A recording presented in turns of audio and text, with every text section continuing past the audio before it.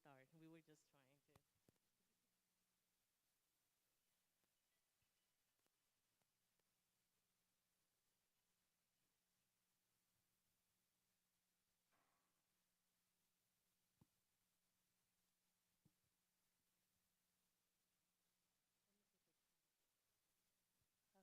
All right, here we go again. There you go. All right, good evening, everybody. My name is Brenda Torres Figueroa. I'm the Director of Education and Programming here at Segundo Risbelvis Cultural Center. And this is the second year that we engage in conversations, dialogue about Afrodescendencia. So I'm going to share a little information regarding the process of having this event here, that we have different wonderful people that have come from different places to share their wisdom with us. So I just want to share part of our statement. Why are we doing this, right? I think it is important to understand why are this series here at Segundo Risbelvis, and also what are we doing and how are we doing that impact our community, right? How are you engaging with this information after you come out of here, while you are here, right? And when we are going to be sharing with Melanie, and how are we taking this to our families, right? And doing, continue doing the work. So at SRBCC recognize the importance of arts education in the historical, cultural, and sociopolitical development of Puerto Rico and the diaspora. It also recognized the impact on our communities as we cater to the overdue efforts of affirmation, peace, healing, and solidarity with Black communities in Chicago, Puerto Rico, and around the world.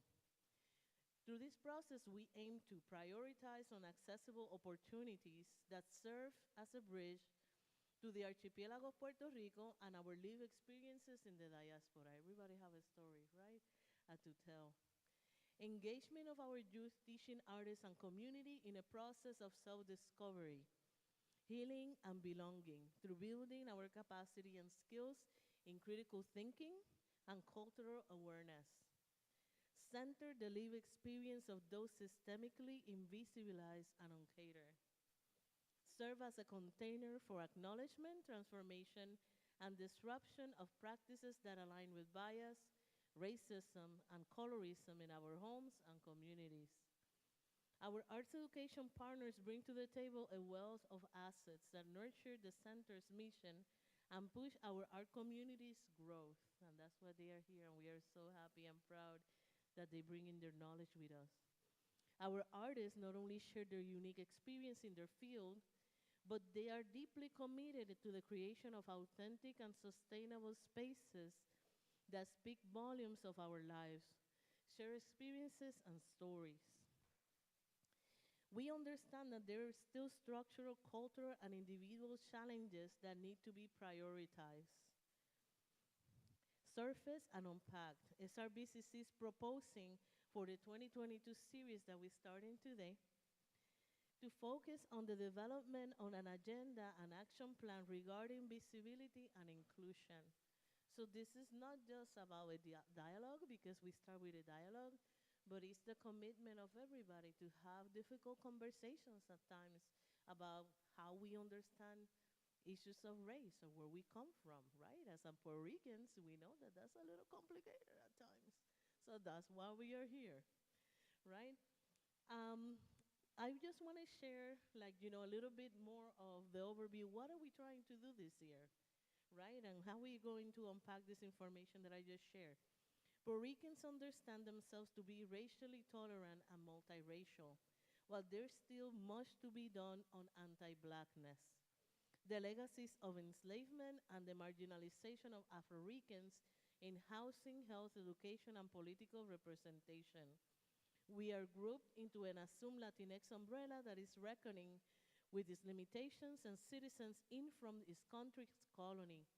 From Puerto Rico to Chicago, we have a deep history and presence in movements for Black pride, national liberation, and cross-cultural solidarity. We cannot talk about Afrodescendencia without talking about resistencia and its impact on cultural production. So that's why we are here, and I'm just giving this introduction so we can have some context with what you guys are going to experience these next 3 days. So, in the context of global uprisings and new awakenings, right, and we saw last May, we presented our first edition of Afro-Riqueñas, Affirmation, Solidarity, and Healing. It was a 3 day series devoted to Afro-Rican dialogue that invites fresh insight into Blackness and Puerto Ricanidad as it's lived in Chicago. This series explored not only the complexities of embracing the multiple Afro-Puerto Rican identities, even within the diaspora, but recentering a common power we all have as people, as we advocate for each other and support each other's growth. One of the things that we really want to make sure that we understand why we're doing it in May, right? This is not Black History Month, this is not Hispanic Heritage Month, right? And we also need to be conscious that this is a year-long process, and this is going to take us years, right? To kind of come back, and maybe next month, and we regroup, and we have some readings, and we tell stories, we engage each other into this process, right? As we know, 2 years ago, we have one of the most impactful events on our, recent history, and it was the assassination of George Floyd. And one of the things that we wanted to do as a Puerto Rican community here, that comprised with artists, cultural workers, is to really reflect on the impact of that event in our daily lives. There were a lot of stuff that was brought up to the table, and it was not an easy process, right? Because the impact of systemic racism was felt in many different ways and forms. So we are here today with Melanie Maldonado Diaz, and I know Melanie for quite a minute, and it's always happy. I'm always super happy to see her back in Chicago and sharing her wisdom, because this woman right here changed my life. Well, not only my life, but my family life, trying to understand or helping us understand, where we're coming from. So I am very glad that she's here sharing her magic with you guys. So I'm just going to share a little bit about. Tengo tantos papeles que ni me acuerdo ni quién soy. Okay. A little bit about Melanie. Melanie is an artivist. I love that term. An educator with doctoral training in performance studies. With a background in theater, she has performed traditional Puerto Rican music for 20 plus years. In 2005, she started the Biennial Bomba Research Conference. I went there to 2013, and it was amazing. And received a diaspora research grant from the Center of Puerto Rican Studies. She is published to Cambridge College Press and the Centro Journal. Served as a Boricua slang editor for Hey Yo, Soy Yo, and Obatala Boogaloo, and contributed to the Grove Dictionary of American Music and the Centro Journal in 2009. In 2011, Melanie started Lugares Históricos project, which highlighted Black history sites in Puerto Rico. In 2018, she led a first-of-its-kind community tour in these ancestral spaces, and in 2019 began placing historical markers at these locations of importance for African diasporic gathering and traditional practices. Her work in Bomba has received 5 major proclamations and recognitions by Puerto Rico's House of Representatives. Melanie is committed to creating access, building community, and helping families remember the legacies of their ancestors. Her Bomba research explicates women agency, the importance of textiles, genealogy, lineages of learning, songs and critical records, placemaking, and historic spaces of practice. Melanie is an alumnus of the Smithsonian Latino Museum Studies Program and is state-appointed grant reviewer for arts and culture in Florida. She served as a board member of La Escuela de Bomba de Plena Tata Cepeda in Kissimmee and Alianza Center in Orlando, and was one of the 2020 Women in Culture of the New Jersey-based Raíces Cultural Center. So please help me welcome Melanie Maldonado Diaz to Afro-Riqueñas and Segundo Rebelde. Thank you, Brenda. Sorry.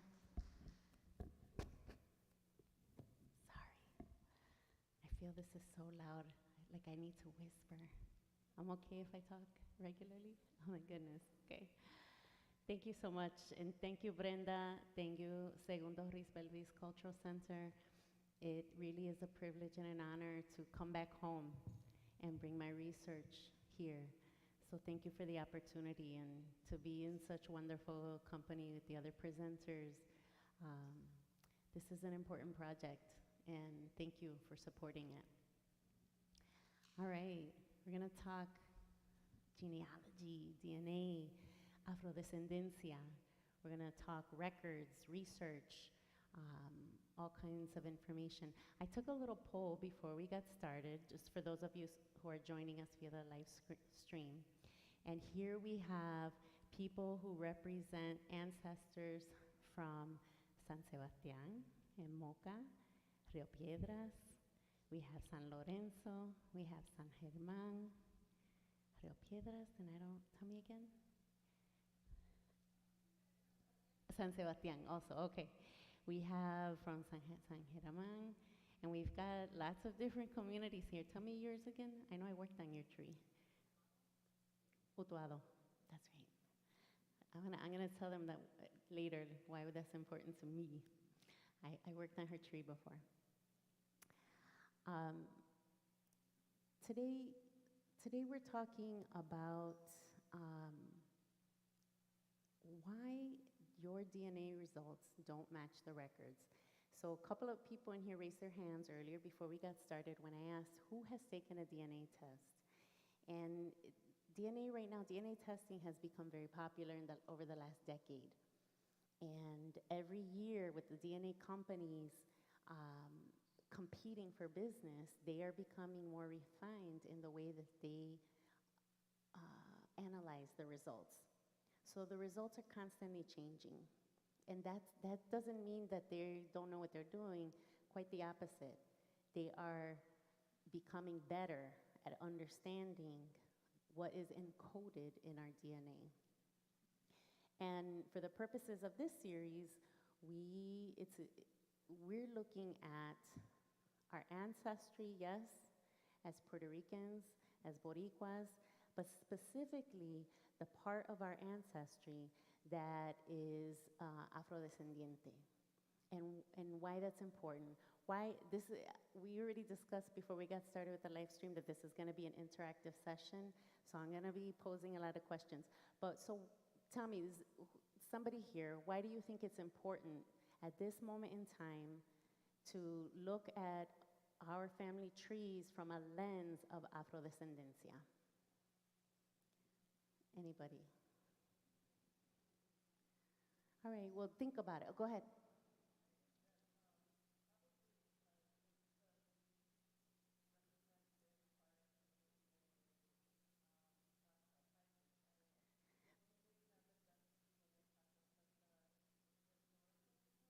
So I'm going to repeat that for the people who are on the live stream.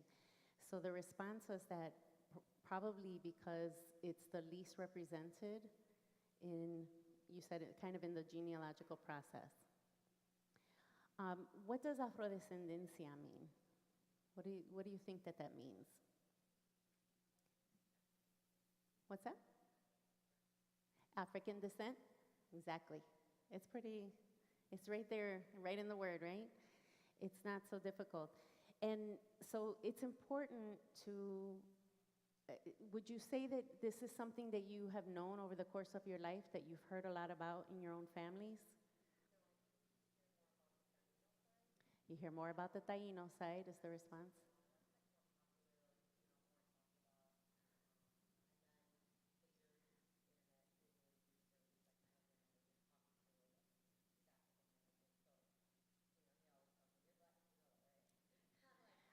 So I'm just going to repeat for the people on the live stream. Your African-American husband tells you all the time that you as a Puerto Rican, that you're black, and that you should know that. And you saying that through your own research, internet research, that you've been able to do some research, but that mostly what you have heard over the course of your life is the stories or the histories of Taino in Puerto Rican culture at large. In your own family?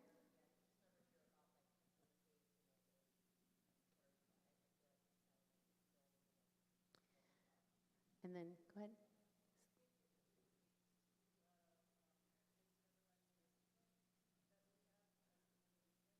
I'm gonna just keep responding so everybody on the live stream can hear us. So you're saying that you think that the reason why we have not learned about our Afrodescendencia is because of the internalized racism in our culture, in our Puerto Rican culture.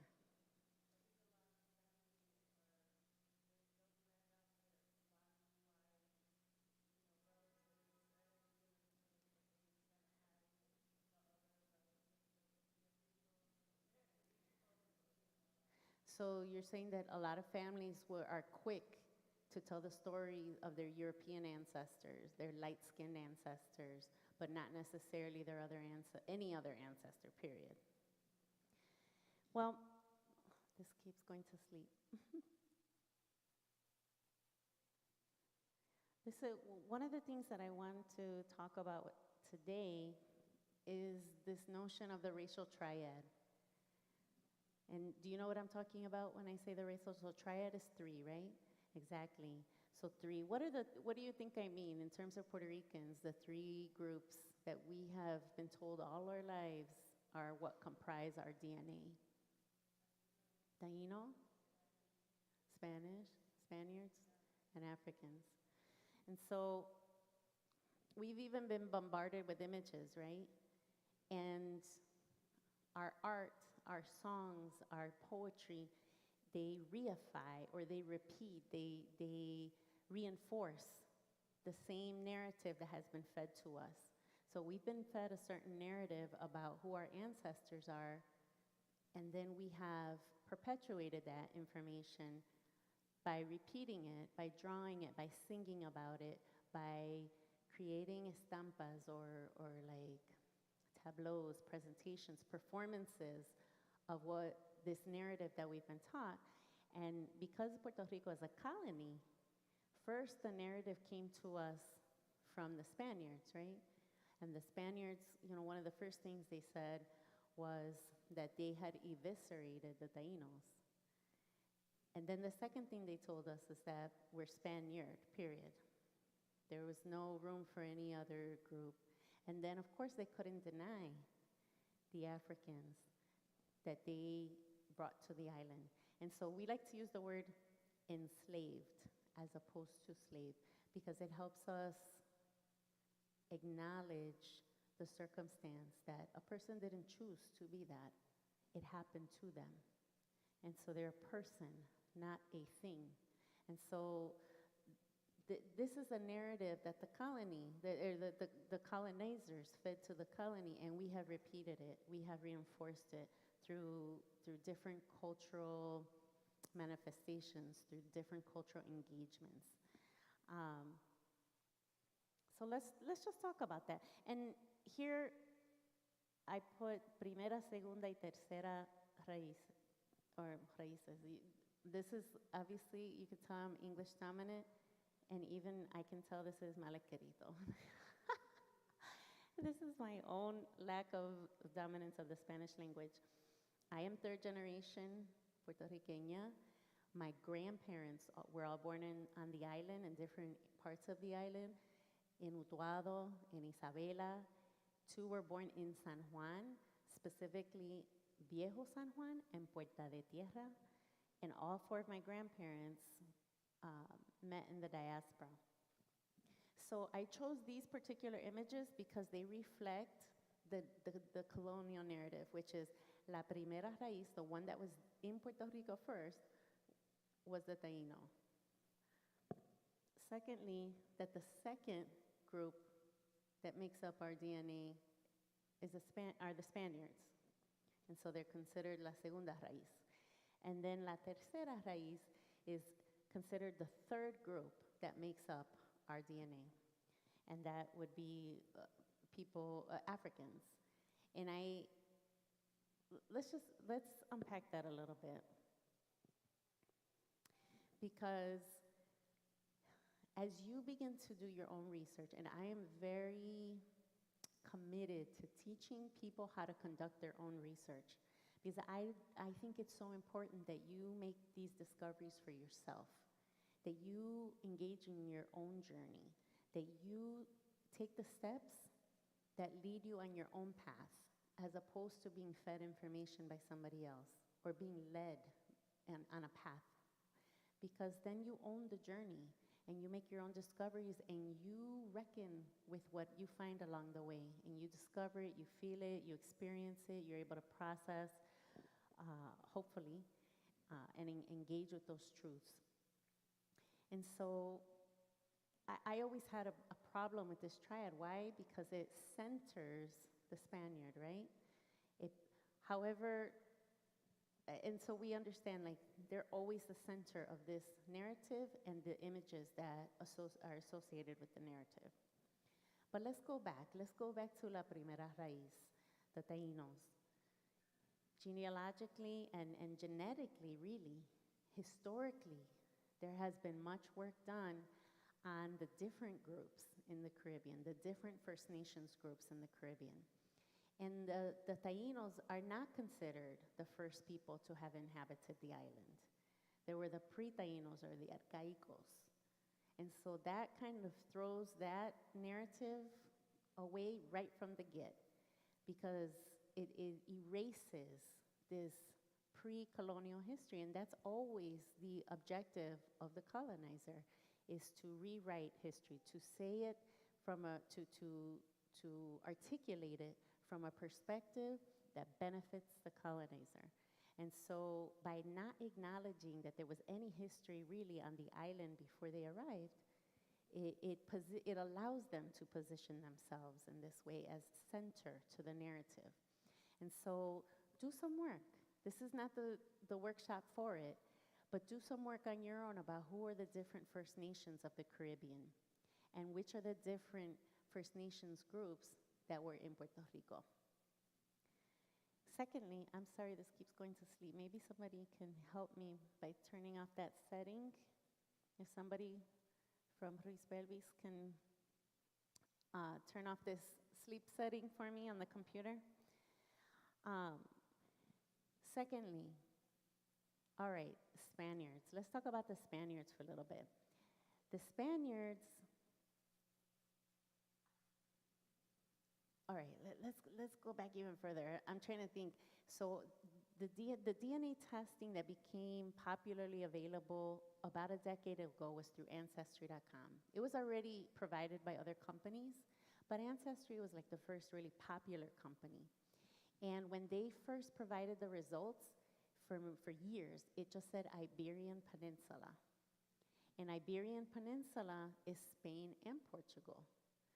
So when they refined those results, so many Puerto Ricans were shocked to find out, just a couple of years ago, maybe 2 years ago, that they actually had a large percentage of Portugal. And actually, for most people from Puerto Rico who took the test, it almost completely erased Spain, and it just said Portugal. They have since refined it, and now you can see the percentages are kind of bring Spain back in the mix. But that already right there disrupts that narrative that we are only Spanish in terms of European. And so if you think about Spain and Portugal, they're literally right next to each other. Ethnically, they're rooted in the same ethnic groups historically. So but we didn't get to learn that, right? As people who are not historians, people who don't study the archive and genetics, we just came to learn that in the last couple of years, a lot of folks with the DNA testing. What are some of the places that either Spain ruled or ruled Spain? What some of the other groups? Does anybody know other places where outside of the Americas? The Moors, right, from Morocco, they ruled Spain. So right away, we already know that Spain has this African connection that exists outside of the institution of slavery. So many people in Spain have a genetic composition that leads back to Africa that way, because the Moors ruled Spain. What's another place? What are some other places?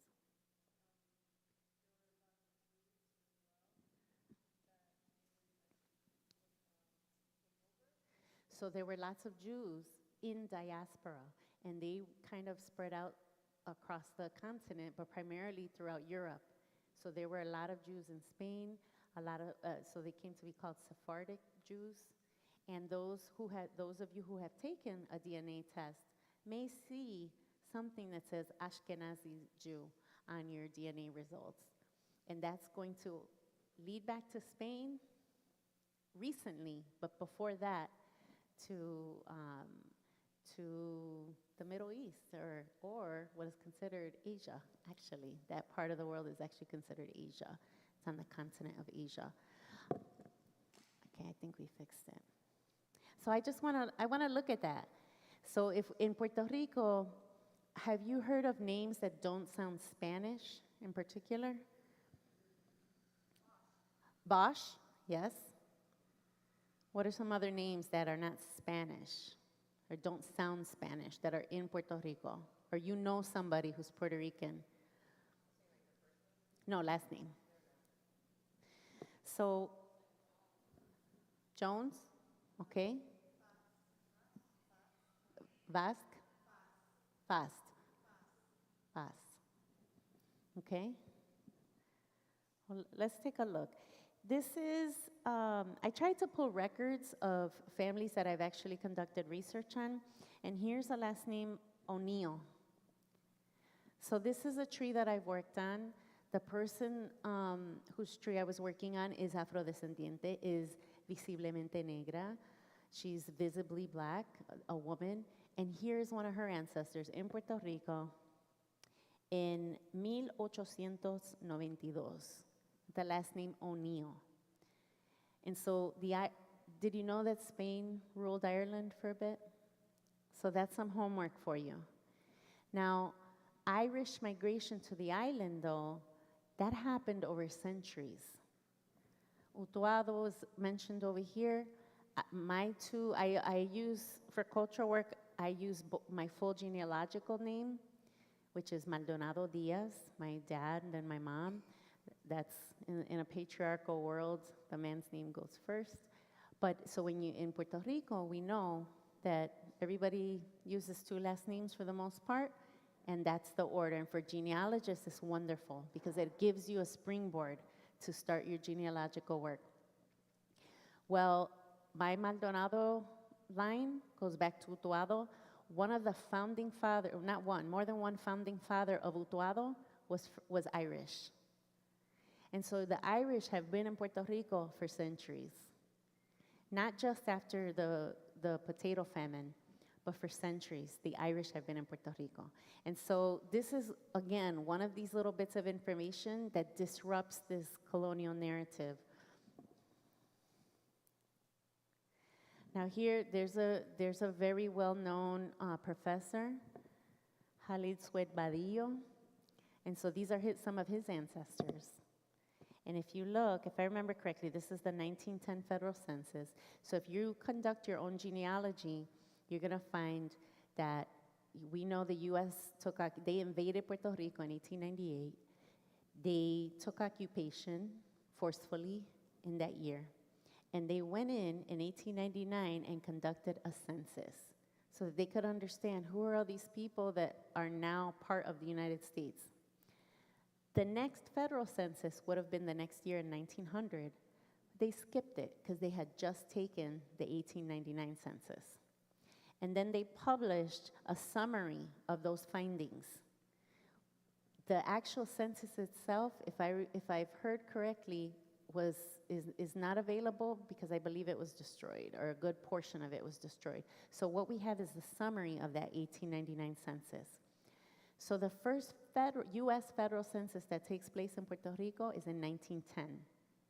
This is a treasure trove for people who conduct genealogy. And so here, if we look, we can see ancestors of this researcher, this professor who wrote a seminal book on afrodescendencia in Puerto Rico, Puerto Rico Negro, right? That's the one eso fue Profesor Sued Badillo, ¿verdad? So we can see here, if you look across the columns toward the left side of the page, to your right, it says the first column, the fourth column in says Arabia or Arabia, which is the Arabian Peninsula. So the next column asks, where was your father born? Arabia. Where was your mother born? Arabia. So the person who responded to the federal census in Puerto Rico was an immigrant from Arabia, from the Arabian Peninsula. And so now we've already seen O'Neill, we have Irish, we have Arabian, we talked about Sephardic Jews in Puerto Rico. We already have a good mix, right, of people who are not from the Iberian Peninsula initially. Now, Puerto Rico has had a very close relationship in terms of migration with the country of Venezuela. And so you see a lot of transmigration. You see people going there, coming back to Puerto Rico, going back to Venezuela, and you see this like circuitous migration. And so there will be a lot of people who have ancestors that their families got divided. Some family lived in Puerto Rico, some live in Venezuela. Why is this important to understand this as we're looking at genealogy, as we're looking at ancestry, to kind of know these different fountains or these different sources of ancestry? Why might that be important? Anybody? Well, one, because every family is different. Every family story is going to be unique. And it's important that you kind of unlearn everything you've been taught about who Puerto Ricans are and what your family is, where they come from, who they are, because it allows you to be open to the information you're about to encounter. So another woman whose genealogy I've done, she's also visiblemente negra, visiblemente afrodescendiente. And one of her branches, I found that it went back to Venezuela.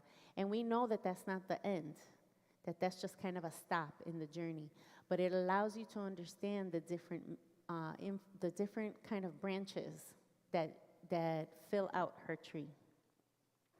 Now let's go back. Did you see we're already on several continents? Europe, Asia, South America. Now, all right, how many people in this room have heard that in their family they have an ancestor that comes from the Canary Islands? At least half the room. Yes, at least half the room. In my own family, my grandmother, I grew up hearing my grandmother tell me that her father was the first generation born outside of the Canary Islands, and that his parents were from the Canary Islands. When I began constructing our family tree, I found that that wasn't true. And I just thought, why would she make that up? That's such a strange thing to make up. I didn't understand. And that was, the more I started working on family trees, I realized that there is a whole generation of people who were born about the time of U.S. occupation, within 20 years of U.S. occupation. And what happens with that? Right before U.S. occupation, you have the Aunt Jemima image being created at the World's Fair right here in Chicago, right?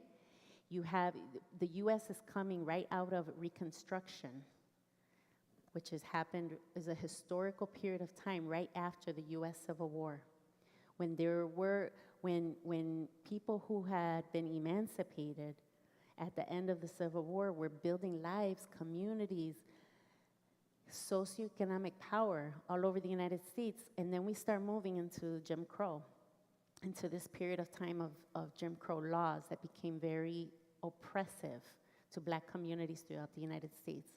Well, when the U.S. takes occupation of Puerto Rico, they bring all of that very overt racism to Puerto Rico. And so as I was been conducting research, and I find that there's this whole generation born right after U.S. occupation, and their descendants claim that that generation or the one immediately before was from the Canary Islands. I have to assume that that association is to try to explain away blackness in the family, to whiten the narrative about the family. This is just my own, I'm not saying that people in Puerto Rico don't have ancestors from the Canary Islands. I'm saying that so many of us, half the room, at least half the room here, says that they have heard that in their own families, including myself, that we have a recent ancestor from the Canary Islands. And I will bet you that most of you, when you do your own family trees, you will find that there is not recent ancestry. Now, there is significant ancestry. There is a significant relationship. The studies have been done. The archive exists. There is documentation of a very strong in-migration. And I say in-migration, so we know that at the time that Puerto Rico was a Spanish colony, people coming from any part of any part of Spain, even a territory, was considered then a migrant. And so there are a lot of people, but just do your own research. Get back to me at another time. Let me know what you find, and let me know if, like me, you find that it's not the generation that you were told. And I have to believe that that is because they were looking for a way to whiten their family narrative and to erase recent blackness, recent visible blackness in their family tree. Uh-oh, I went to sleep again. All right, so this is just from an article that I found online. I have a friend who's from the Canary Islands, so I often send her stuff about Canary Islands in Puerto Rico. So here's what I found, and please forgive my Spanish. Las pruebas arqueológicas y de ADN han dejado claro que los indígenas canarios, the First Nations people of the Canary Islands, no son otra cosa que berberes. Imaginen en su lengua, un pueblo que se extendió por el norte de, ¿dónde? África, hace más de 3,000 años y que ocupaba desde Libia hasta el Sahara. So this is, what this is saying is that based on archaeological evidence and genetic evidence, the First Nations people of Canary Islands, the same people that at least half of our families claimed, were ultimately what? African. And is that, when you hear Canary Islands in your family, do you hear Africa? You hear about the ancestor with the light eyes, that they were from the Canary Islands. You hear about the ancestor with the light hair that was from the Canary Islands, because it's part of the reconstructed narrative to erase blackness in our family stories.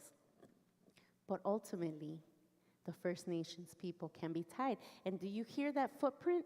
I mean, we already know, the globes that are available for purchase, they always make the United States almost the same size as Africa. But I don't even know the data point, but I know that the entire continental U.S. can fit multiple times inside the continent. One's a country, one's a continent, but they, it's a very Western thing to do, to always create an image and a storyline to match that makes the West seem so huge and powerful, big and powerful. But really, think about it. So this footprint that it says, from Libya, which is where? Libya, all the way to the Sahara Desert. So I'm not a cartographer, but I want to bet that it's at least the size of the United States is where the Berber people occupied in northern Africa. So that changes the story a little bit, right? If we think about Canary Islands, that already changes, and it begins to explain your DNA results. So there were a couple people here that took DNA. How many of you had Northern Africa on your DNA results? Several people. Northern Africa. So very possible it's that Canary Islands connection. All right. Let's talk a little bit more about DNA. We have some people that brought DNA results.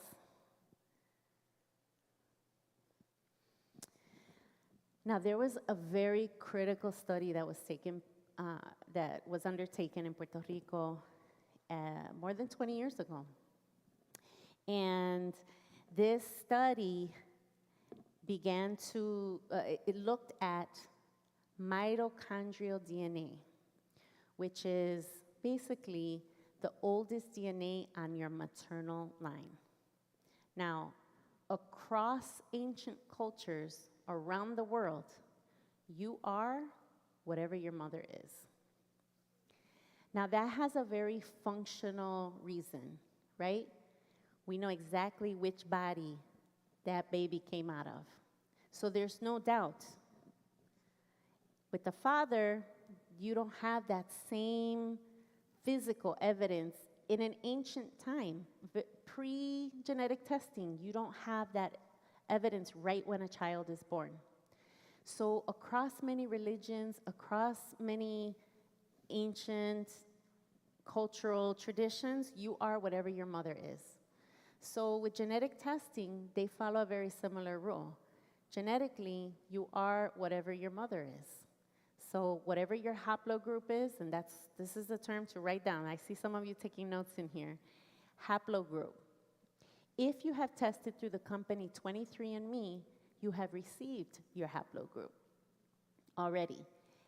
Ancestry.com does not provide haplogroup as of yet. Maybe they will in the future. But your haplogroup, that's important. You want to find out what your haplogroup is. Now, this important DNA study more than 20 years ago took a look at what is this mitochondrial DNA, or the oldest maternal DNA, or the oldest DNA along your maternal line, and found out that, over 60% of Puerto Ricans who were tested had a First Nations haplogroup, maternal haplogroup. 27% had an African haplogroup. 11.5% had a maternal haplogroup that went back to Europe. Now let's go back to that colonial narrative and where we center this European. If you are whatever your mother is, and 88% of people on the island have a non-European haplogroup,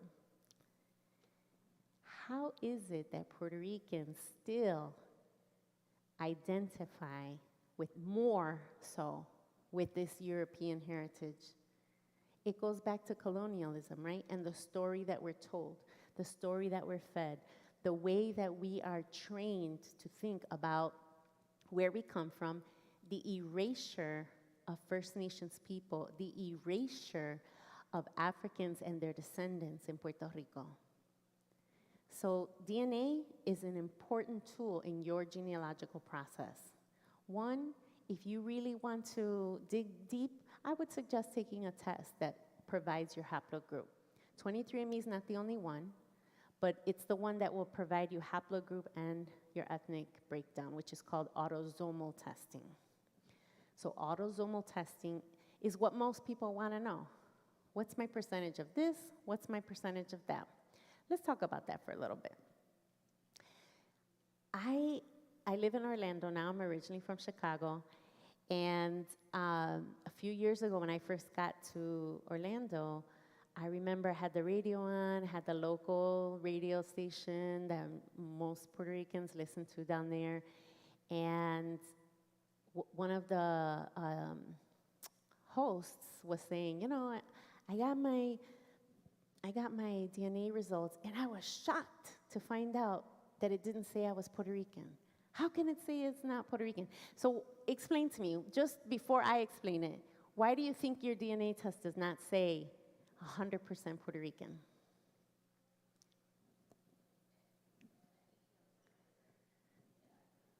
Okay, so some of the responses I'm hearing are there's so many ancestors. There's a mix of ancestors. And tell me yours again. We're from everywhere.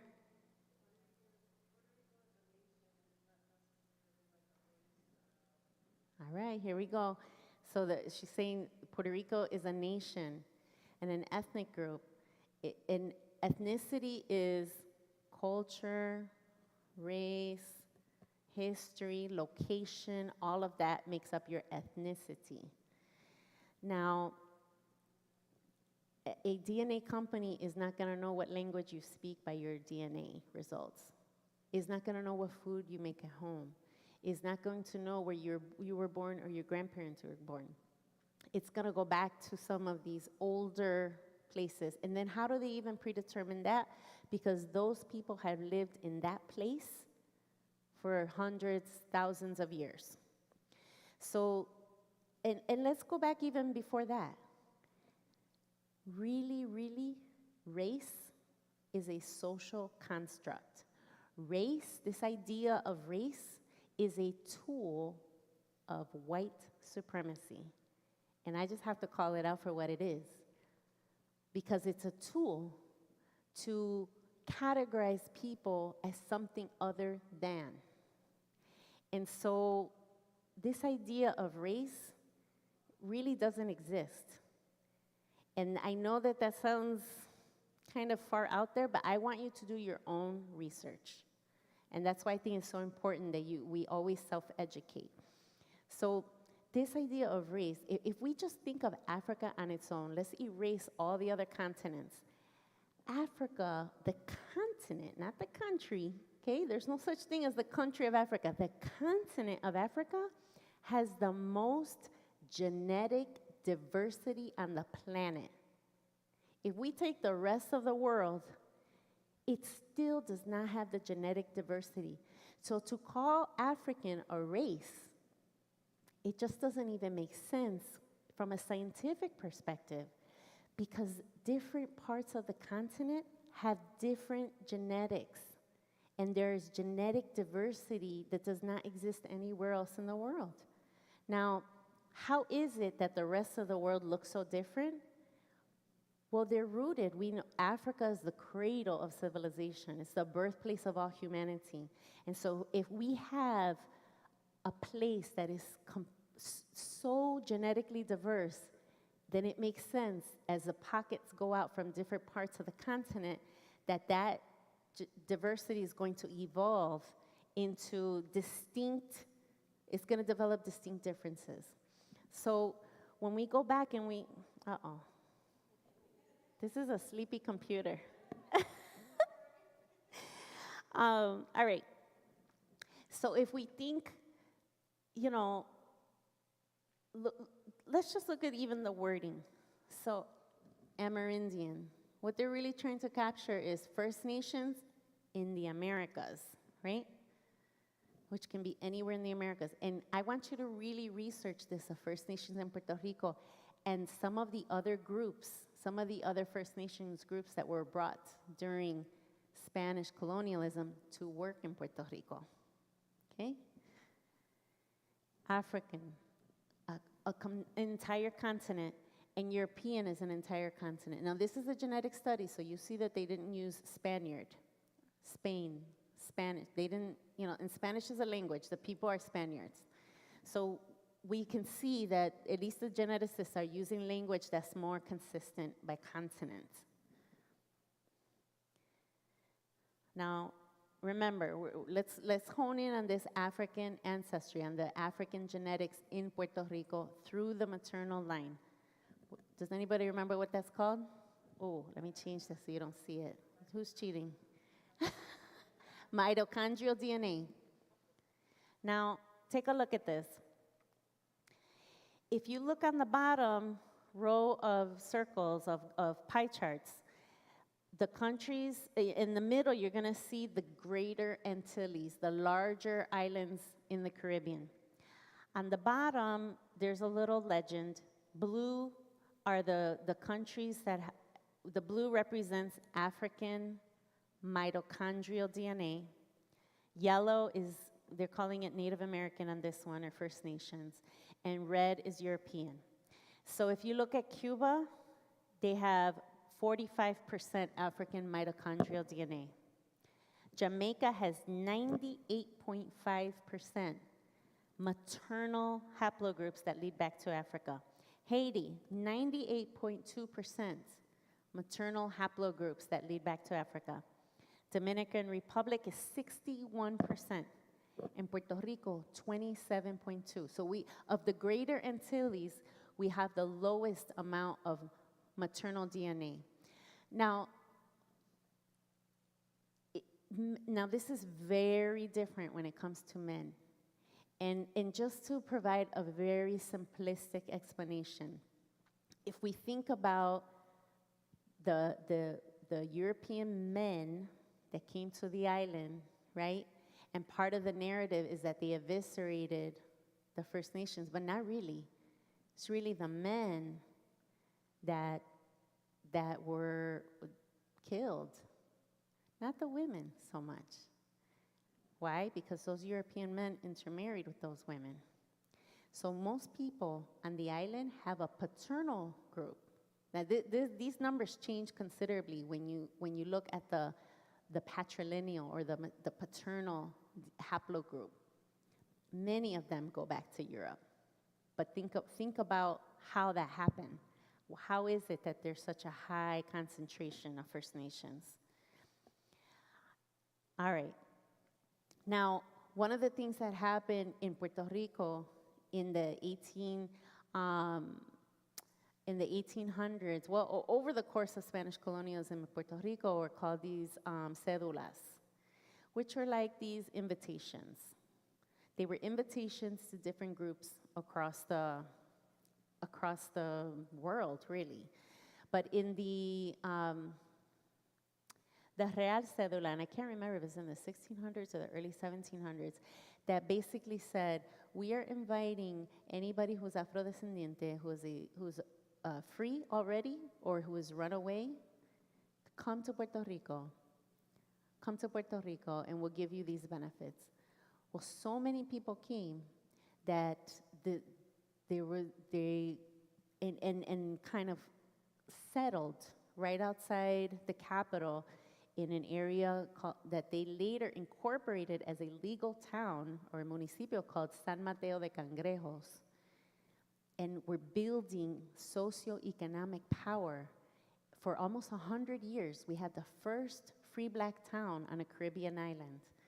And it was becoming such a powerful municipio that the governmental, the colonial government said, no, this is not working. We're going to dismantle it. And so they dismantled that municipio and parceled it out. And now what we know as Cangrejos today, really, a lot of people refer to as Santurce, but San Mateo de Cangrejos was much larger. It had a huge footprint. Now, that was from a cédula. If you look at data that's available from 1800, and so that town was founded in the 1770s. By 1800, more than half the island was visibly black. Visibly black. So if you look at your DNA results and there's any African on there, most likely your ancestors were visibly black, and they were on the island around 1800, they were most likely visibly black. The Spanish colonial government said, all right, we need to fix this, fix it. And so they extended another invitation. And they specifically targeted hyper-white areas like Corsica, which is an island in the northern Mediterranean that most of the people there, I didn't hear anybody call out these names earlier, most of the people there are ethnically Italian, but are French citizens, because Italy and France went back and forth fighting over this little island for a long time, and ultimately the French won. And so a lot of the people, have you heard an Italian name in Puerto Rico? Tell me some Italian names. What? Say it again. Sorrentini. Any other Italian names? Franceschi? Fraticelli? Fraticelli? Franceschi? Domenici? Right? Antonetti? Feliberti? French. But Italian. We're talking Italian right now. Fantausi? Feliberti? Right? All of these names, that we hear in Puerto Rico that sound Italian, they're Corsican, because the Spanish government focused on, all right, we need to lighten the race. Have you heard some term related to that in Puerto Rico, of lightening the race? Blanqueamiento, mejorando la raza. Have you heard these terms? Echando la leche al café. So these were actual governmental strategies because Puerto Rico was becoming very visibly black. And so there was a cédula that was issued in the early 1800s that really targeted Corsica. And a lot of Corsicans came in. A lot of Corsicans came in. Let's go back. Tomasini. Yep. All right, so some of the, let's go back to this pie chart in Puerto Rico. So you can see part of why today we have the smallest amount of African maternal haplogroups is directly tied to a strategy of the Spanish colonial government to whiten the island. Now, so the bottom shows information that correlates to that study from more than 20 years ago. So let's look at the pie charts up on the top. And if you look at the pie chart all the way to the right, it parcels out, of that 27%, here are the most prolific maternal haplogroups in Puerto Rico. And then you can see the list. What do you see that's common about those maternal haplogroups? What's a commonality? They all start with the letter L.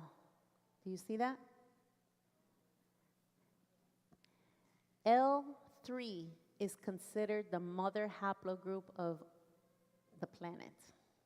L3. All haplogroups come out of L3. So when you do your homework and you research haplogroups, you research the L3 haplogroup, you find out what your haplogroup is, you're going to receive explanations of how your haplogroup, at what point it left Africa and what it was called along the way. My maternal haplogroup, I fall in that 60-something%. My maternal haplogroup is A.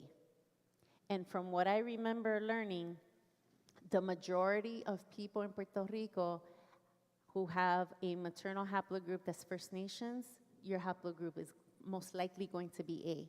The next common one is C. But there are people, 27% of people that have an L haplogroup in Puerto Rico. So if you come out with an L, then your direct maternal ancestry goes right back to, recently goes back to Africa, because ultimately we all do, which is like a whole nother tostón, ¿verdad? Right? If you tell somebody, come on, sleepy computer.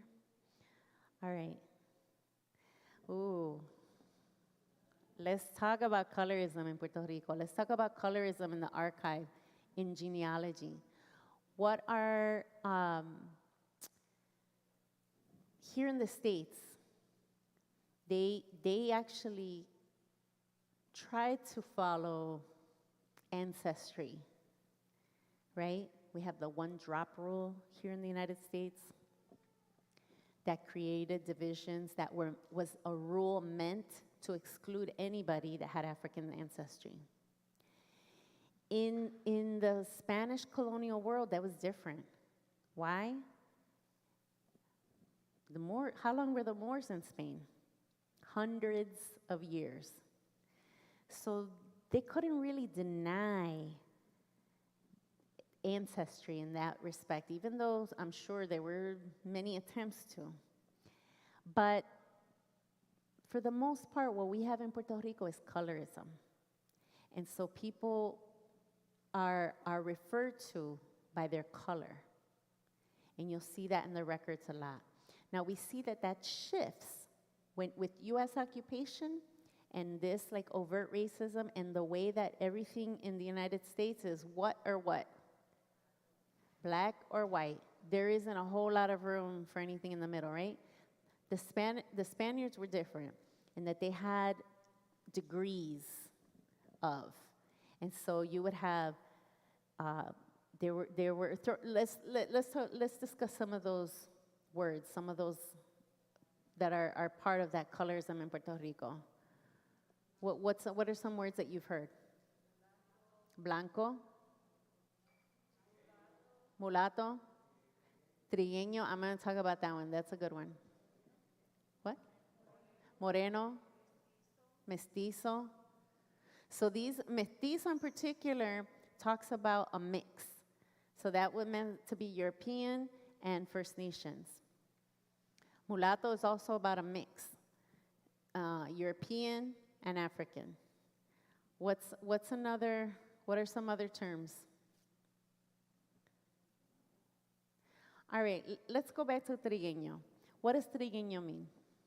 What have you heard it to mean? What have you learned it to mean? Dark skin. Does anybody know what the root word of trigueño is? Trigo, which means what? Wheat. Does anybody know what wheat looks like? The plant, wheat. It's cream colored. And yet, what was it that you all said that trigueño meant? Dark skin, dark colored. So trigueño is one of these words that is used in Puerto Rico that is part of this like Spanish color code system to identify, to discuss, to marginalize blackness, afrodescendencia, according to how dark or light you were. So it really wasn't about whether you had African ancestry. It was how much your body represented those ancestors. Wakey, wakey. All right. Now here, and I'm sorry, I did a little switch of the presentation, so I had shaded it in, but it didn't come through. Let's look. Now, I have worked on several family trees, and these, again, I'm using the U.S. Federal Census as examples here. And I have worked on several family trees where in one document, the person is identified by one color, and the next document, the person's identified by another color. For those of you who have already done your family tree research, who else has found that? Okay. Now, why do you think that might be? So at least half the room. For the people who are on live stream, at least half the room said that they have found that in their trees. Why do you think that is, that a person is identified by different colors in different forms? Any guesses?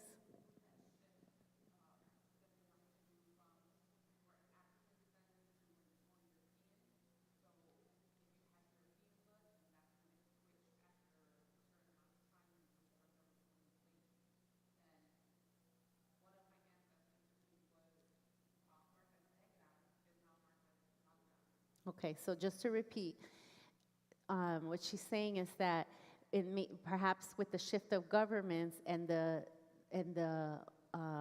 effort to try to identify as more white, that she has an ancestor who was identified as negra in one document and then in the other one blanca. All right, so this right here is the very same person. And she is on line 1, 2, 3, 4. So on the 1910 census, if you can see, the very first line says Carlos Figueroa. If you go across, it says Jefe. Then it says V for varón. So we have like, what is your position in the household? Are you male or female? What's your gender? And there's that gender binary in these documents. And then the very next one is, what is your race? And for race, again, the U.S. looks at what and what? Black and white. That's it. That's it. There's no other. So for the U.S. Federal Census, this person, and I happen to know, because I've done this family tree, is that this person I found was enslaved. And let's go back and think about, Do you remember, like in the description for this workshop, I said, I wrote something to the effect of like how people who fill out the documents were complicit in erasing blackness? Think about a person at any office that you go to who maybe doesn't like you for whatever reason by the way you look when you walk in the door, who already has a bias against you, who already doesn't like what you represent, how you look. I could tell by the way that you dress, you're not from this part of town, what are you doing here? All of those biases that are kind of imposed on you by the person that's about to help you, right? So when this person opens the door and there's a census taker who's most likely what? Most likely light-skinned, white, identifying in Puerto Rico. There were some folks who were who were from the United States who helped out with the census. There were people in Puerto Rico who were trained to administer the census. And they see him. Maybe they know this person. Maybe they know, oh, I remember, yeah, you're one of those. You were one of the enslaved. I know exactly who you are, and I know exactly how I'm going to categorize you in the record. So whenever you're looking at the archive, like, don't trust it. I mean, I'm from Chicago. I tell people in Orlando all the time, I'm from Chicago. I don't trust anybody. Okay? That's how I was born and raised. You don't trust anybody. And so when you're looking at a record, do not assume that that record is fact. Before we got started, I was kind of taking a poll of like where people are at in their research, where their families are from. Some people had started with oral history, just asking questions in the family. We know that with oral history or storytelling in a family, we know that sometimes families make up stuff to cover up painful parts of a family's history, things that they don't want to talk about, at least in my family, and I know many families that I've interviewed, de eso no se habla. Have you heard that? Even if you haven't done genealogy, just talking with family members, de eso no se habla. Like, don't bring up that subject. It's a taboo subject. Well, oral histories can't be trusted 100%. Documents cannot be trusted 100%. Genetics, you have to filter it through these other things. First of all, who's conducting the testing? Somebody most likely in the Western world who's using these Western constructs for understanding DNA. Everything about your research process has to be interrogated, has to be questioned. You cannot trust any part of it. Be slightly paranoid in your research, okay? In that you don't trust everything that you see, everything that you hear, everything that's recorded, everything that you record. Question it all, because that's going to allow you to be open to other explanations, to other possibilities. Now, this man who I happen to know because I found him at a point in time enslaved, he's listed here as N for negro. Right below that are his wife, or it says esposa, his wife, who's listed as, can anybody see that? What does it say? Top, right, 1910, right under the 9. There's an MU. What do you think that means? Mulata. Then their two children, negro and negro, right? So the census taker, we have to say, how did they get that information? Well, one, either the census taker just looked at them and wrote it and checked the box, or the person self-reported. How do you identify? What is your race? So those are at least two possibilities that you have to consider. Don't assume that that's how the person self-identified. It could have been that the census taker, at a racist point in Puerto Rican history, at a racist point in U.S. history, came in with a U.S. federal document and imposed that on them. So assume that that's a possibility. All right, we're going to be looking at the daughter on line 4, Arcadia, okay? So if we move down, she's the last line in the 1920 census. The people in the household, the jefe, esposa, hijo, and then alojada, which just means boarder. She was a boarder. Let's go across. What does this say for her now? What is it? Mulata. What was she in 1910? Negra. In 1920, all of a sudden, she's what? Mulata. Let's go just one decade later, 1930. Here she is again.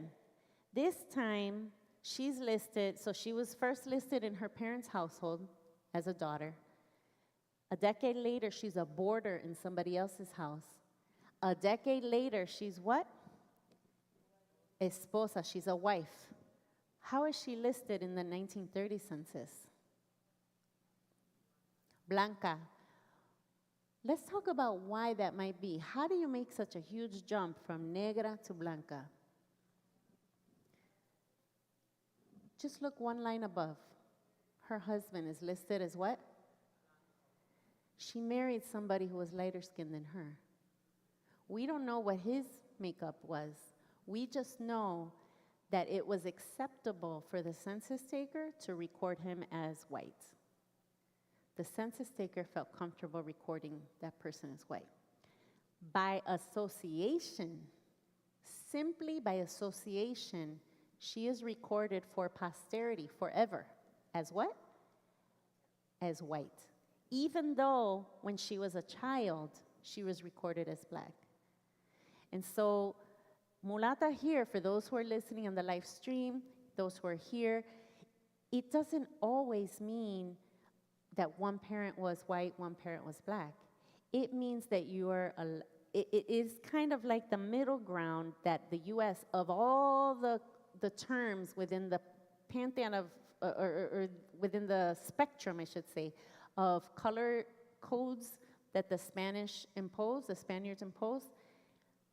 this one word is the word that survives and is brought into the U.S. lexicon, into the U.S. language. And so they accept that one word. They don't accept all the other words that we said. They don't accept, other words that we have not even mentioned. They choose one word, and that becomes the one word that is anything that doesn't look, because this is all about visibility, right? Doesn't look like you don't have any other mix. If you have any kind of mix, all of a sudden you fall into this ambiguous category of mulatto, mulata, which we know that word has a lot of problems. It's very problematic. We don't use that word, right? We don't use that word. Because we know that when the Spaniards created it, really, if you don't know, that's some research for you. There's inherent racism in that word. So look it up.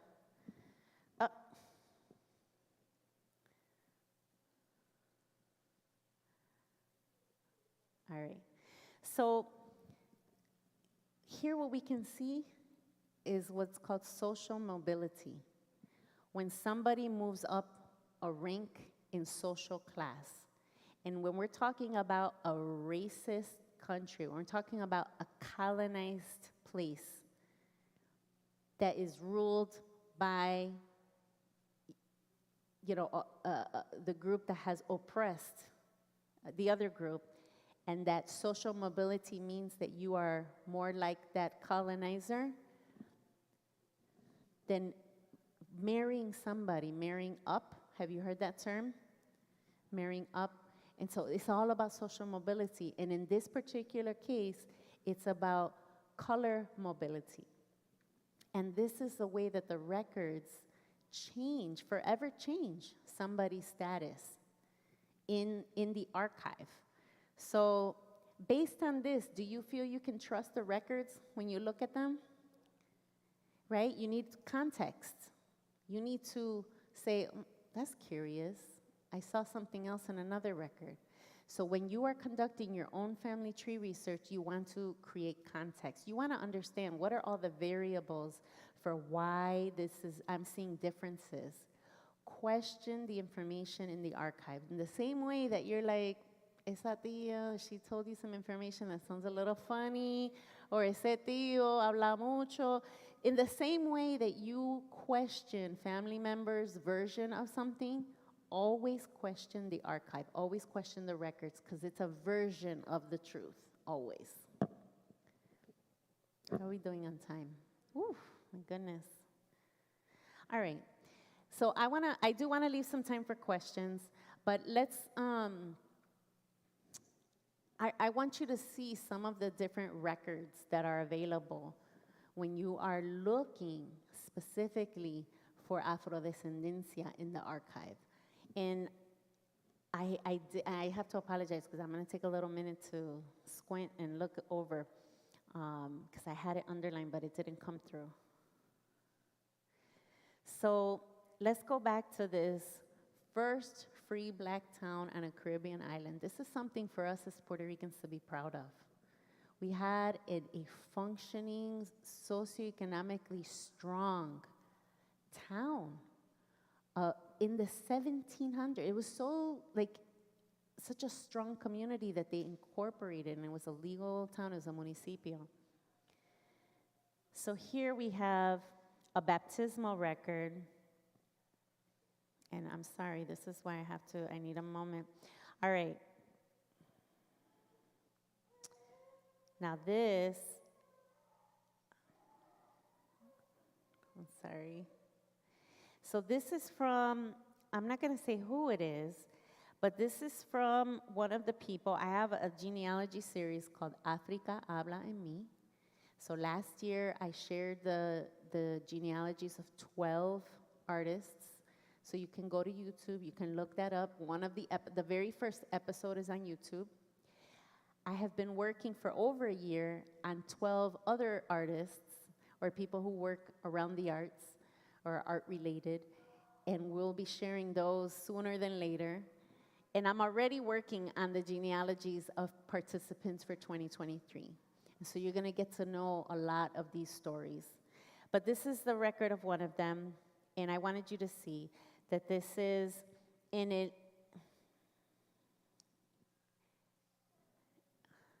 Hold on. Este pueblo de, I can't even read the script, I'm sorry. So this is from that town. And this is a baptismal record from 1778. This is one of the participants of the series. So you'll have to watch the series. This is from the upcoming 2022 series. So baptismal records, Catholic Church records. Let me tell you some sites, okay? So get your pens out. A lot of people want to go to Ancestry. What did I say about trusting? Don't trust nobody. The thing about Ancestry that drives me crazy are these trees, other people's trees. Please be careful. Try your best. If you use Ancestry as a tool, try not to add the content from other people's trees. Why? Because we don't trust nobody, right? We do not trust other people's research. Trust your own research. Trust that you did the work to find that person, because you would not believe the inconsistencies that people will populate into their tree by just grabbing from other people's trees. Let's go back to those oral histories. How many versions of the truth exist in your family about a certain story? You don't even have to tell me. Just think of a story in your family and all the different perspectives. Then that gets recorded into a tree. Like me, I do not put adopted children into a tree. Why is that the case? Because I'm looking for ancestry. So even though that person might have been loved, they are not in my direct ancestral line.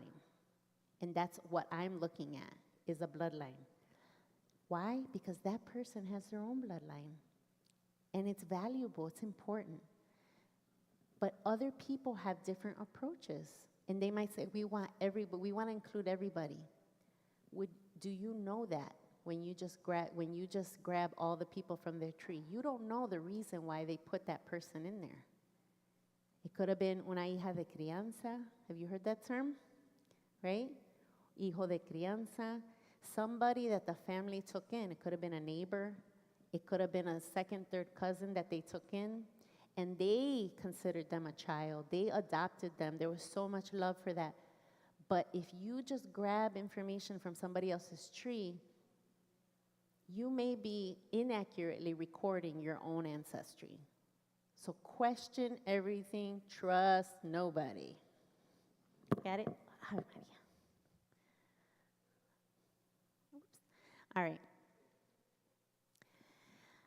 Here's next record. So we were 1778 Catholic Church record. I said I was going to give you some tools. Ancestry provides access to records if you are a paying member. If you do not want to be a paying member, because they don't pay me to talk about their company, so I'm going to tell you the free resource. The free resource you can use is a website called FamilySearch.org. FamilySearch.org. Now, through that website, you can access all the records that the Mormons, because genealogy is so important to their faith, they went around the world and tried to scan as many records as they could. And thanks to that effort, those records are available to the rest of us.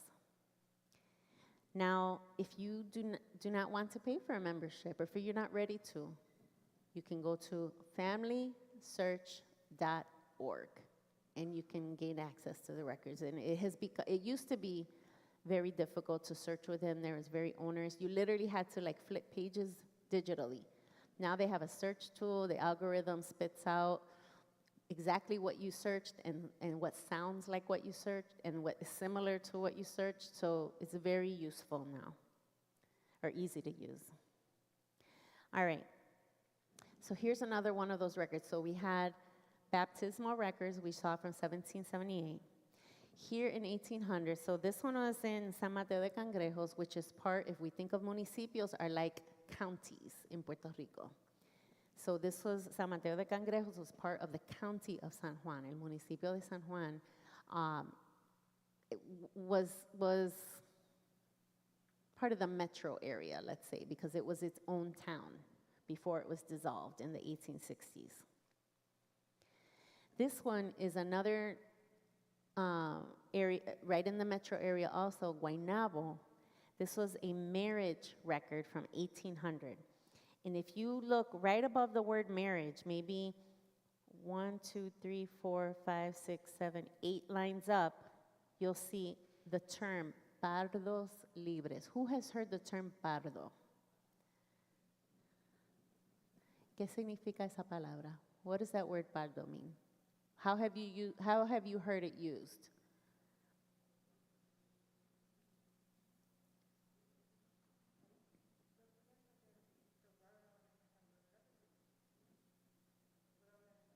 Okay, yeah, you can speak in Spanish. So a light-skinned black person, but somebody who is visibly black but lighter skinned, that's what you're saying? That's the way it has been used, for sure. That term, you're going to find that a lot in the records before U.S. occupation. You will see the word pardo. And pardo usually is used to refer to people who were not born on the continent of Africa and therefore very likely were mixed. Not always, but were likely. So here we have a marriage of pardos libres. So when I was working on this family tree, do you remember I talked about the cédula that invited free blacks and cimarrones, or runaway enslaved people? Well, remember, Puerto Rico got too black for the Spanish government, and they issued this other cédula. So that is the reason that Puerto Rico had such a large free black population, because of that cédula. So when you see in the records pardos libres or morenos libres, usually those are the two terms you're going to see. It is because Puerto Rico had such a large free black population. Libertos, sometimes you will see that in the records too, not as often. But definitely you will find libertos. It does, free black. Here in 1826, here's a baptismal record of an enslaved child in an area called Trujillo Bajo. As a complete aside, anybody ever heard of Trujillo Bajo? Yes? No? Where was Trujillo Bajo?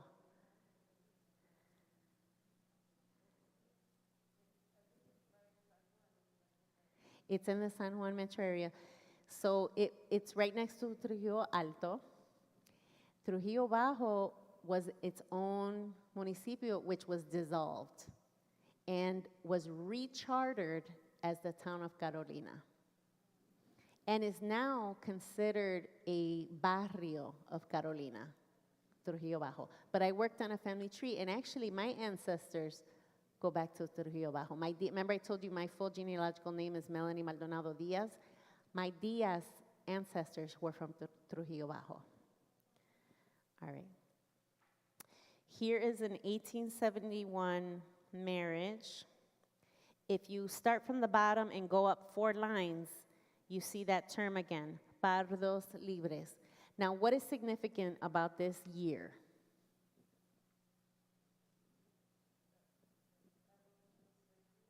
Was when? 1873 is when slavery was abolished. People were not emancipated till a few years later. That's a whole nother presentation. 1871, so we're pre-abolition still, but we're right on the cusp of abolition. And that's why we will see the term pardos libres, because we're still in the period of enslavement in Puerto Rico. Here is a death record. All right, so about the middle of the page, you're going to see de África. Can you find it? You see it? Yeah? Right here. I don't know if you can see my cursor. It's right under the word Africa. Oh, no. De África. So it's possible to find a reference, but it's disappointing because of the institution of slavery that erased our ancestors' birthplaces. In that process, their names, their identity, their cultural practices, we know so little. DNA helps begin to fill that gap. But you can sometimes find Africa in the records, and here's an example from 1888. Now, even though slavery was abolished, the slave trade was abolished, the trade. In the 1800s, there was the illegal slave trade, right? And does anybody know the last ship that's known to have come to Puerto Rico? Happened in the late 1850s. Look up Majestad, or the Majesty. Some homework. And most of those people, the enslaved people on that ship, were known to have come from the Congo. And the Congo was a region that included different states, what we now know as Central Africa, Angola, that area. Then there were people who spoke Kikongo, so Kikongo is a language, so there were people outside of the region that spoke Kikongo, that are like from the country of Gabon, that are sometimes considered being Congolese in the records if you go back. So like African political conflicts, all of these things are important to study as you're looking at the DNA results versus history, and at what time in history perhaps your ancestor might have. So when the DNA results say Congo, you have to kind of understand, filter it through all of this other historical information. What's happening, what we know as Congo today was called something else back then. So was your ancestor really from that country, or were they from the broader region? So always question, and apply filters of information. All right, 1920 census, right there in yellow, right above that box. The first person is identified as being born in Puerto Rico. Second column, where was your father born? Africa. Third column, where was your mother born? Puerto Rico. So this is like probably the last census, 1920, when you'll really see Africa. You'll see it more so in the 1910 census. But even for people who I know were from Africa, that gets erased in the records. How does it get erased? Lots of different ways. Let's talk about that for a second. Ooh, and then we'll go to questions. How does Africa get erased? Think about when somebody dies in your family. You're distraught, right? You are a mess. You're emotional. So when you go to report the death and they want to ask you all these questions, you might even get like a little exasperated, like, I can't even think about that right now. I'm so focused on my grief. I'm so overcome by my grief. I don't know, where so-and-so, I don't know if they had a middle name. Like, I don't know if it was this or that, or think about that. So as you're reading the records, always question the records. And this is one of the ways to question it. If the death record is different than a previous record, it's most likely, and look at who reported the death. Sometimes it's a family member. Sometimes it's a neighbor. Sometimes it's an employer. So all of these things are important to understand about who reported the death, the kind of information that's provided in the record, the greater distance from the life of that person will create more possibilities for erasure in the documents. Let's go back to bias, right? Maybe an employer has an implicit bias. They have a bias against Afro-descendants, and they will say, like, who cares? Who cares? I don't know. I'm just here to report the death. I'm not, who cares? All of that is important to understand. Like, who is it that's reporting the death? What is the information they're providing? What is their level of understanding or knowledge of the history, the background of this person whose death has been reported? All right. It's time for some questions. I feel, let me end with this last kind of exhortation, this last call to action. The fact that you're here, the fact that you're listening in on a live stream means that this is important to you. And it means that you want to do something about those ancestors of yours. You want to be part of that change in your family. You want to learn how to change that narrative. And so part of that is unlearning. Remember we talked about that? Letting go of some of the biases that we have, because that's what we've been told. That's how we've been trained to think about ourselves in a very compartmentalized way. But this is also an opportunity. This is an opportunity to give back some visibility for your ancestors. Remember that one ancestor that she completely got erased because of who she was associated with? Part of this is healing those traumas of erasure. And that's thinking about it that way, that this work is important, that ancestor work is important, because you are giving something back to somebody from whom it was taken away.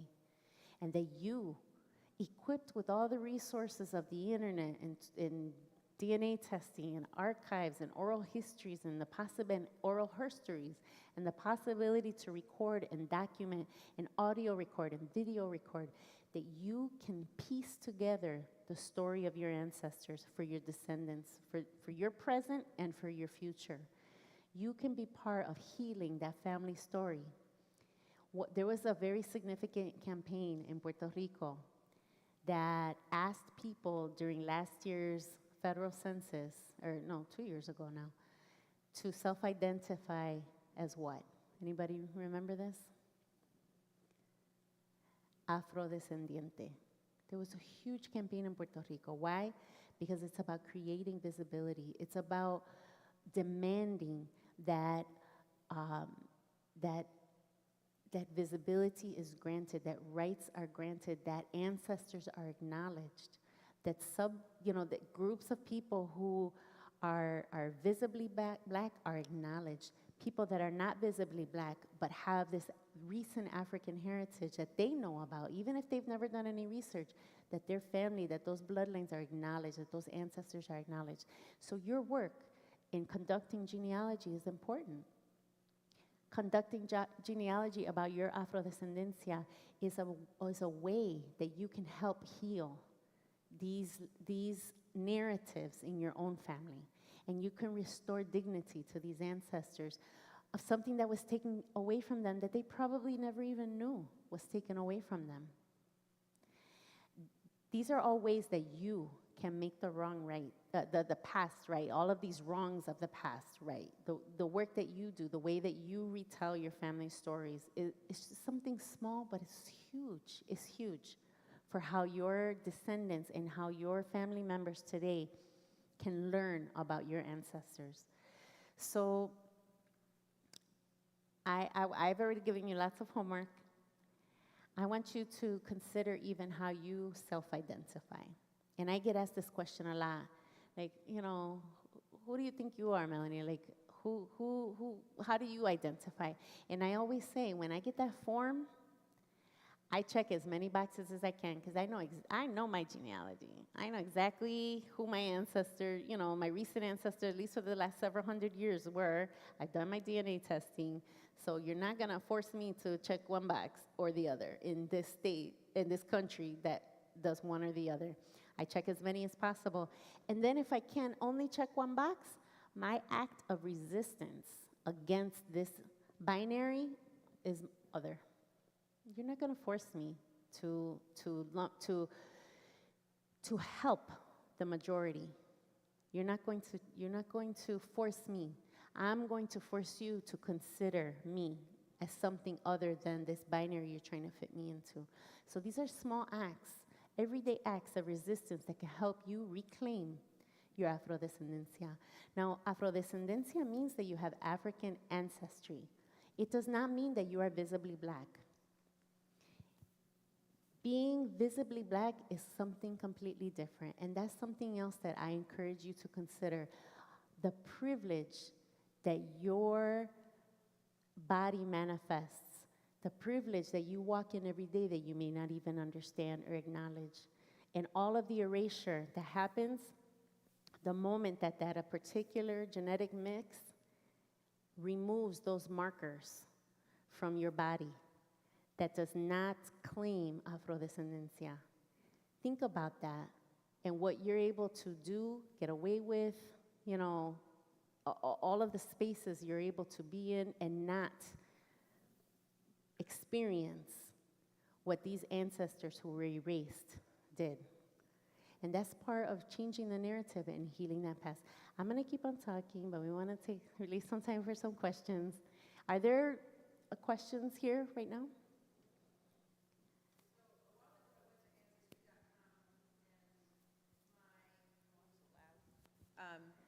On my mom's side, I'm the only trigueñita. They're all blonde, blue-eyed.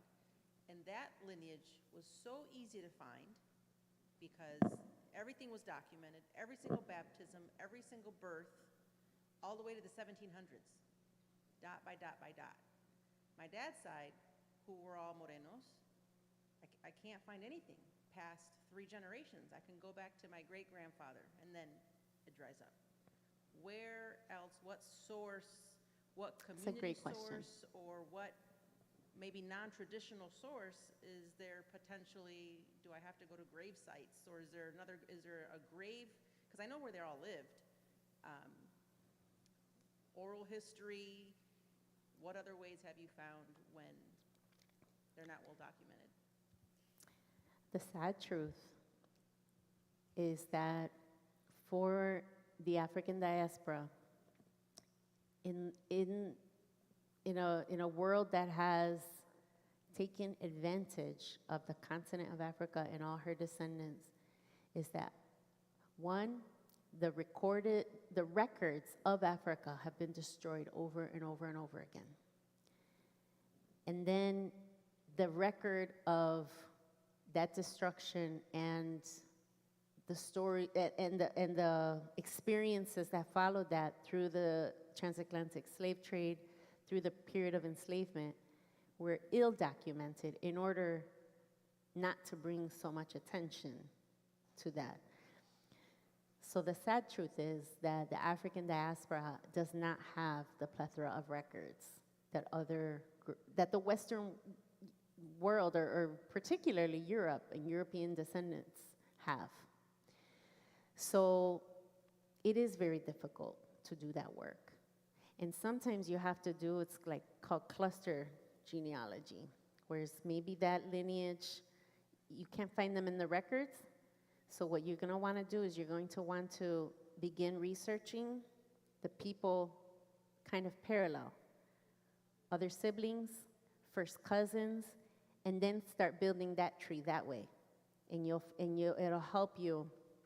Maybe you can't identify like a missing generation, but if you know that in the same household it lists one person as la cuñada, the sister-in-law, then you know that person is the sister of the wife or the sister of the husband. And so you can begin building the tree out that way. And so that's one way. They're just kind of tricks. Other things to do, really, genealogy, research is so important to read. Read everything you can get your hands on. Read the history of the town. Read the history of the area, of the companies that were in the area, of the historic events that happened in that area.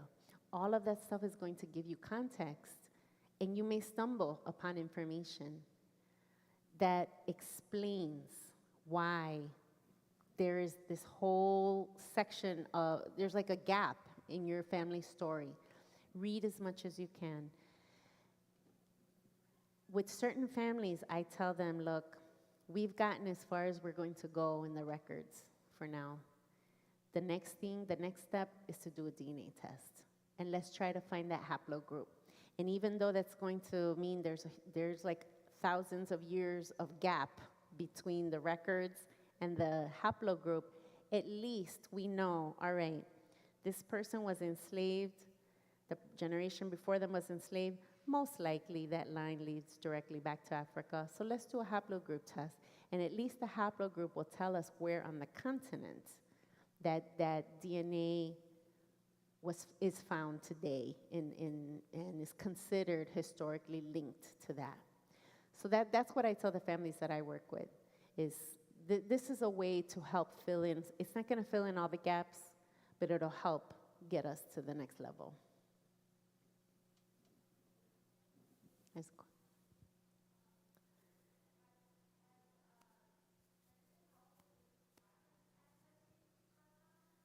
All right, repeat the question. Has it been helpful to use it's called AfricanAncestry.com? So AfricanAncestry.com, I have used that over the years. African Ancestry provides, it will only give you an explanation if your haplogroup, if your oldest DNA is found in Africa today. If it is found in other parts, they'll say, sorry, but we cannot help you. And sometimes I've seen that they will provide the haplogroup and say, here's your haplogroup, it's not African. And again, qualifying that by saying, ultimately, everybody goes back to Africa. But in terms of recent migrations and recent even being relative by thousands of years, that's, so I have used it. I'm going to reserve my comments, but I would suggest that if you want to get serious about genetic testing, that you use the tests that are more financially accessible. They provide good information, and if you do contextual research, you should be able to understand those results. Other questions? Maybe questions online? Are there any questions online?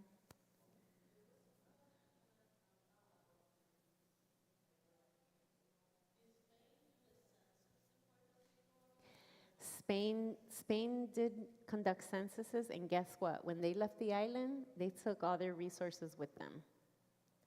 And so we have records, church records, because those churches are still there. But the government offices took their government records with them. And so yes, Spanish censuses can be researched. You have to go to Spain to do that. So it's not easily accessible.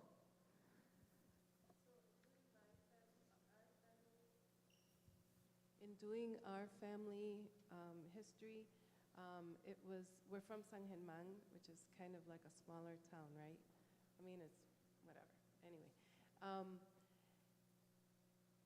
how do you reconcile the inconsistency in records with different dates of birth or different Great question. birth years,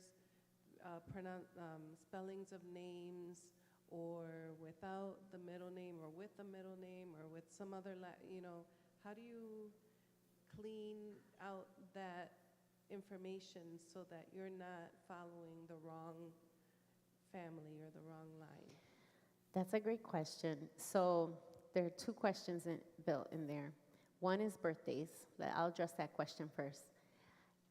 Especially with a generation that was born before, let's say, 1940. So for a lot of us, our grandparents and our great-grandparents, right? They had anywhere from 2 to 3 birthdays, right? So you have the day they were born, the day they were registered with the Vital Records Office, and the day they were baptized. And so that's why they tend to have 2 to 3 birthdays. Because in some households that were very Catholic, the baptism was what was important. In others, they didn't even know that they were registered. In others,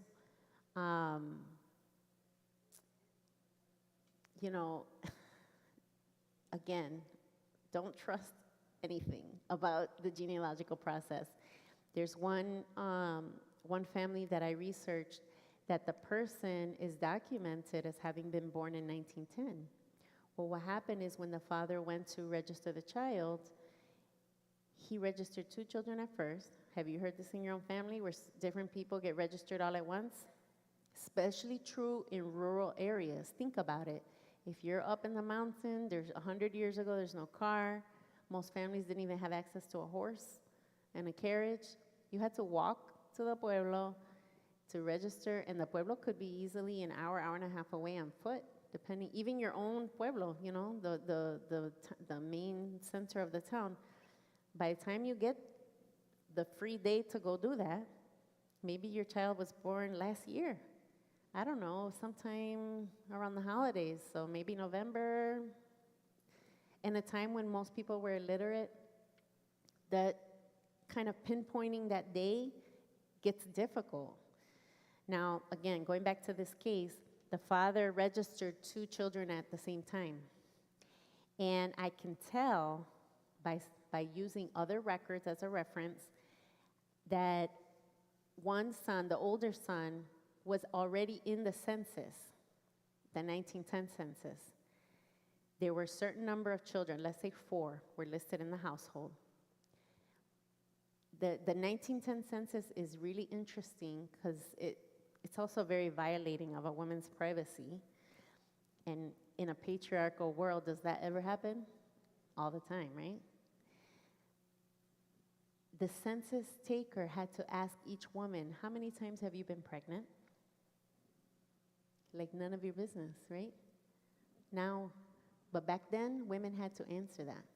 Then it asks you, of those pregnancies, how many are alive? So in that record, the mother said she had been pregnant 5 times and 4 were alive.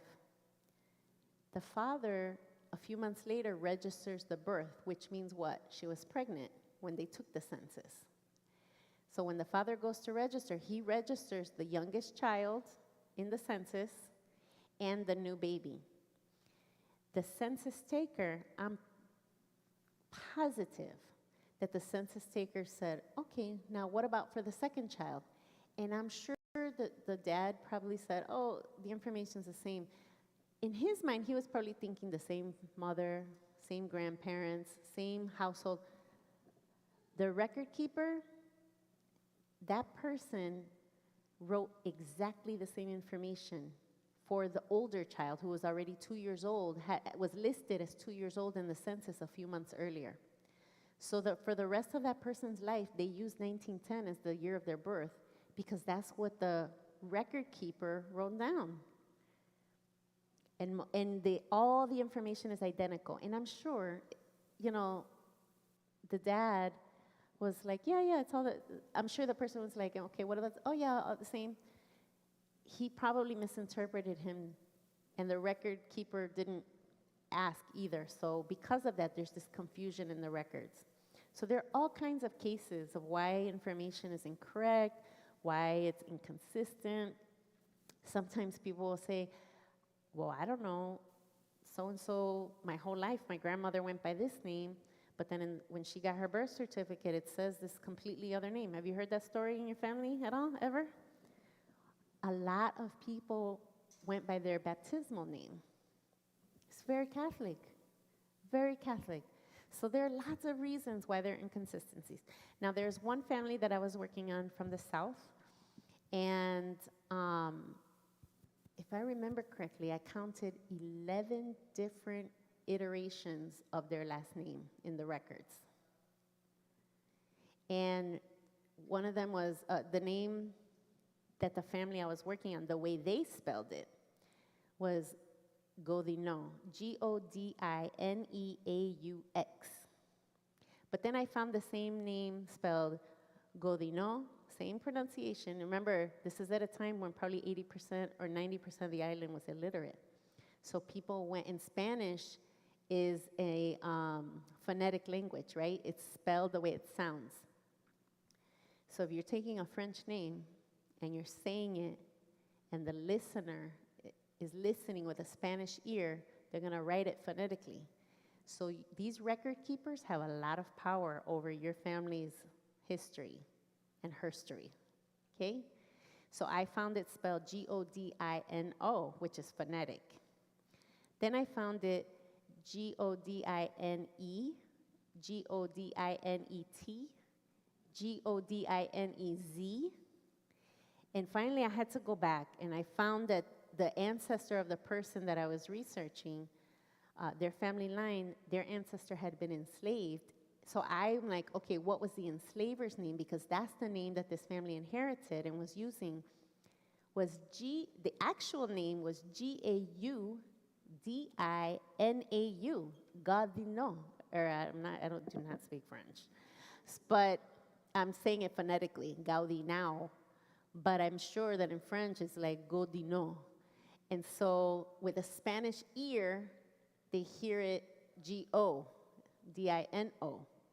And so these are some of the things, especially, let's go back to the conversation of all these other names that are not Spanish, that are in Puerto Rico, and how they get recorded in terms of, so like Murphy. Murphy's one of these Irish founders of the town of Utuado. But the name, I've seen it in records recorded, again, with the Spanish ear hearing a name that's not Spanish as Morfi, Morfi. And it's recorded that way, and people use that spelling. Record keepers have a lot of control, and you don't even know how much they changed the course. Because imagine these people who are illiterate taking a document, and every time they're asked to provide proof of something, they present that document. They don't know that it's spelled incorrectly. And then that name just gets repeated and repeated and repeated and repeated over time. Other questions? I think we started late, but we're already past time. How do you want to take, are there other online questions? Okay. Thank you so much. Uh-oh.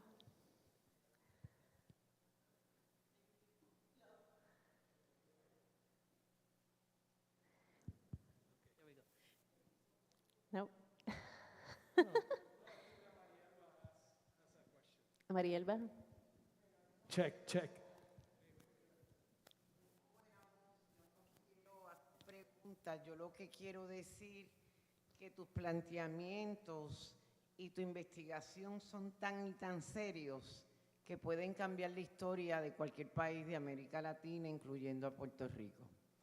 Digo esto porque, por ejemplo, en el caso de Betances, la hermana, no sé si conoces el caso de la hermana, Todos sabemos que en el periodo de la esclavitud habían dos registros, ¿verdad? El registro de los negros y el registro de los blancos.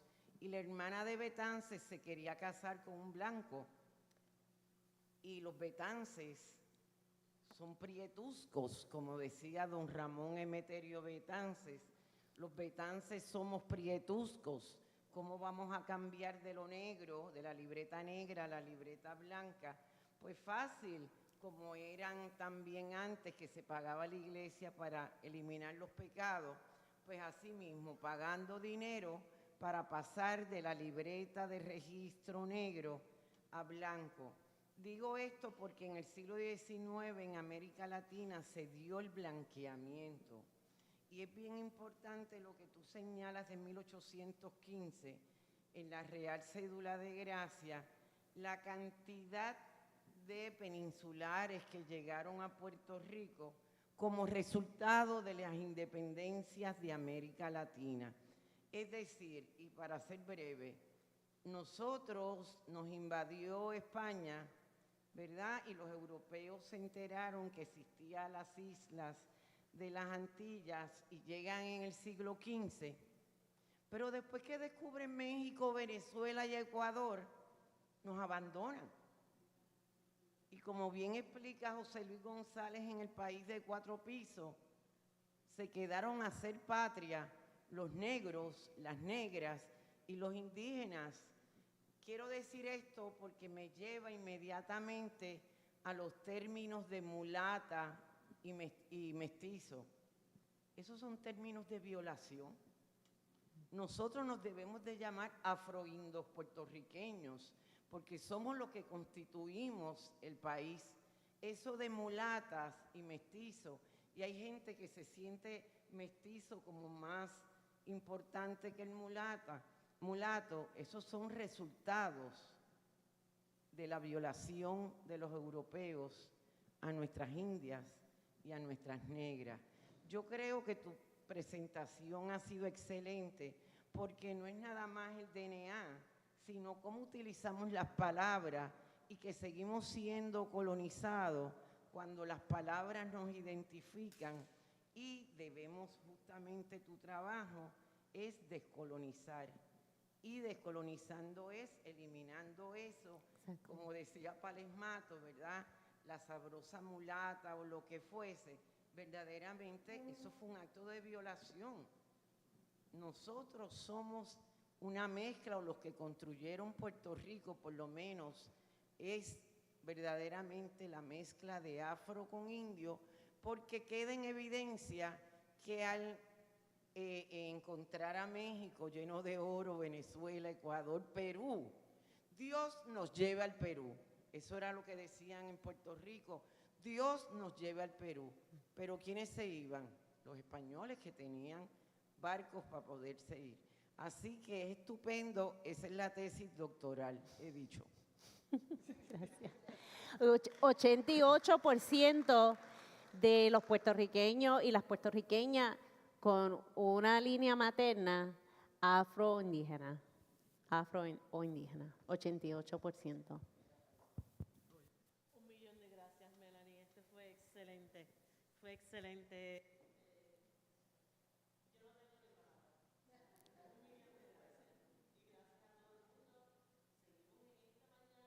Marielba tiene una presentación espectacular del arte de Puerto Rico y el viernes tenemos a Pablo también con la afromúsica y of course con bomba. Así que por favor acompáñenos. Thank you. We'll see you tomorrow.